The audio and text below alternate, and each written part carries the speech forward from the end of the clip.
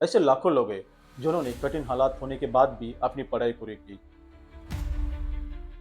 दोस्तों, लोग अपने लाइफ में सबसे बड़ी गलती तब करते हैं जब वो अपनी पढ़ाई अधूरी छोड़ देते हैं और यही सी उनकी लाइफ पटरी से पूरी तरह उतर जाती है। मैं सलाम करता हूँ ऐसे लाखों लोगों को जिन्होंने कठिन हालात होने के बाद भी अपनी पढ़ाई पूरी की, ग्रेजुएशन किया और एक अच्छी नौकरी पाकर अपने परिवार का सहारा बने।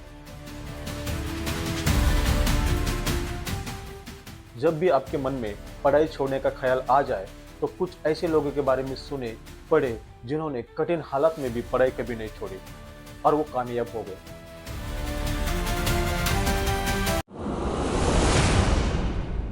नमस्कार दोस्तों। दोस्तों, लोग अपने लाइफ में सबसे बड़ी गलती तब करते हैं जब वो अपनी पढ़ाई अधूरी छोड़ देते हैं और यही सी उनकी लाइफ पटरी से पूरी तरह उतर जाती है। जब ऐसे लोगों से पूछा गया कि आपने पढ़ाई क्यों छोड़ दी, तब उनका जवाब काफी हद तक सिमिलर हो जाता है। जैसे फैमिली प्रेशर, फैमिली रिस्पॉन्सिबिलिटीज, गरीबी, पैसों की कमी, वगैरह वगैरह। हम अपने देश की आज की सिचुएशन देखें तो भारत की कुल लिटरेसी रेट यानी साक्षरता दर लगभग 80% के आसपास है। इसका मतलब ये है 100 में से लगभग 80 लोग पढ़ लिख सकते हैं, लेकिन इसका मतलब ये भी है 100 में से लगभग 20 लोग अभी भी पढ़ाई लिखाई से दूर है। ड्रॉप आउट रेट यानी पढ़ाई अधूरी छोड़ने का दर। डिजिटल संसद रिपोर्ट के अनुसार प्राइमरी लेवल पे ड्रॉप आउट रेट लगभग 1.3% है। अपर प्राइमरी लेवल पे ड्रॉप आउट रेट लगभग 8% के आसपास है और सेकेंडरी लेवल पे ड्रॉप आउट रेट लगभग 17% के आसपास है। इसका मतलब ये है 100 में से लगभग 17 बच्चे अभी भी बेसिक पढ़ाई से दूर है। लेकिन कहानी यही खत्म नहीं होती। जब स्टूडेंट्स पढ़ लिख कर किसी तरह कॉलेज तक पहुंच जाते हैं, तो ड्रॉप आउट का सिलसिला वहां भी जारी होता है।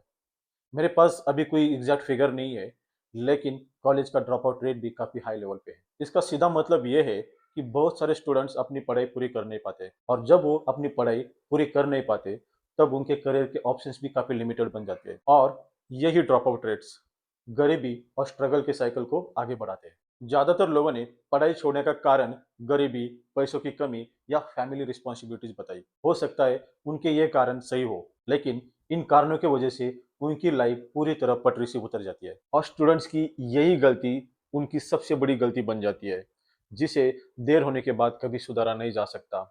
स्टूडेंट्स यही पे जीरो से हीरो बनने का मौका गवा देते हैं। जब भी आपके मन में पढ़ाई छोड़ने का ख्याल आ जाए, तो कुछ ऐसे लोगों के बारे में सुने, पढ़े, जिन्होंने कठिन हालात में भी पढ़ाई कभी नहीं छोड़ी और वो कामयाब हो गए। केरल की वायनाड की बेटी श्रीधन्या सुरेश, उनके माता पिता दिहाड़ी मजदूर, फिर भी उन्होंने पढ़ाई नहीं छोड़ी।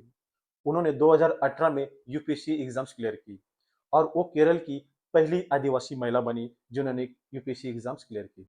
दिन में मजदूरी और रात में पढ़ाई, शेख सरफराज, उन्होंने 2024 में नीट एग्जाम्स क्लियर की।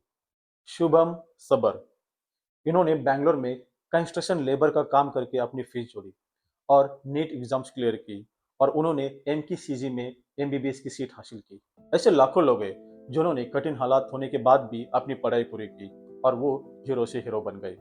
मैं सलाम करता हूँ ऐसे लाखों लोगों को जिन्होंने कठिन हालात होने के बाद भी अपनी पढ़ाई पूरी की, ग्रेजुएशन किया और एक अच्छी नौकरी पाकर अपने परिवार का सहारा बने। मैंने अपने लाइफ में ऐसे बहुत सारे लोग देखा है जिन्होंने गरीबी की वजह से पढ़ाई को छोड़ दिया, लेकिन मैंने ऐसे भी बहुत सारे लोगों को देखा है जिन्होंने गरीबी होने के बावजूद भी पढ़ाई से कभी दूरी नहीं बनाई और ऐसे लोग जीरो से हीरो बन गए। मेरे कई ऐसे दोस्त हैं, क्लासमेट है, जिनके लाइफ में काफ़ी सारी चैलेंजेस थी, फिर भी उन्होंने कभी पढ़ाई को छोड़ा नहीं और आज वो जीरो से हीरो बने हुए हैं। सोचिए, अगर वो उसी टाइम पे कॉलेज छोड़ देते, पढ़ाई छोड़ देते, तो आज उनकी हालत क्या होती, ये सोचकर भी डर लगता है। इसीलिए दोस्तों, पढ़ाई कभी मत छोड़ना, क्योंकि यही एक रास्ता है जो तुम्हें जीरो से हीरो बना देता है। जो अपनी पढ़ाई छोड़ते हैं, स्कूल छोड़ते हैं, मेरा मकसद सिर्फ और सिर्फ उन्हें एजुकेट करना है। उन्हें ये बताना है कि लाइफ में कितनी भी मुश्किलें हो, गरीबी हो, पैसे की कमी हो, लेकिन अगर आपका इरादा पक्का है, पढ़ाई में इंटरेस्ट है, आप में गट्स है, तो किसी भी टाइप की गरीबी या पैसों की कमी आपको कभी रोक नहीं पाएगी। दोस्तों, अगर आप मुझे देख रहे हो, तो प्लीज़ इस वीडियो को ज़्यादा से ज़्यादा लोगों तक पहुंचाने में मेरी मदद करना, ताकि हम सब मिलकर ऐसे छात्राओं या स्टूडेंट्स को पढ़ाई या स्कूल छोड़ने से रोकें। मेरा मकसद सिर्फ और सिर्फ लोगों को एजुकेट करना है। अगर आपको यह वीडियो पसंद आए तो मेरे चैनल को सब्सक्राइब जरूर करना, कमेंट करना। अगर आपके पास कोई फीडबैक हो, सजेशन हो तो प्लीज़ मुझे मैसेज ज़रूर करना। अगर हम सब लोग मिलकर 100 में से एक भी स्टूडेंट्स को स्कूल छोड़ने से रोक पाए तो ये हमारे लिए बहुत बड़ी कामयाबी हो सकती है। जय हिंद।